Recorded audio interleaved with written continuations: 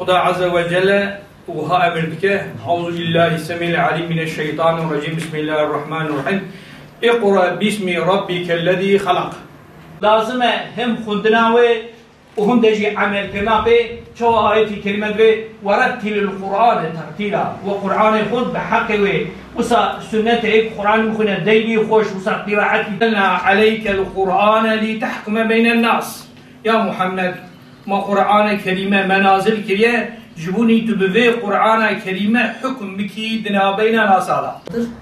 Fakat bu yıl farklı bir yayıncılıkla konuşmamızdan dolayı özellikle ödeme konusunda yapılması, 15 yaş ve üstü olması, bir de geçen yıl birincisini düzenlediğimiz sınavda ümre ile ödüllendiren kişilerden olmaması.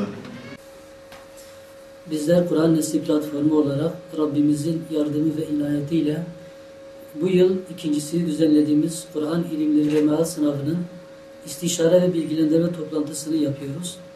Türkiye çapında 68 merkezin katıldığı bu sınavda sınav öncesi ve sonrasını değerlendirmek üzere sınav merkezlerdeki temsilcilerle istişare toplantısını yaptık bugün.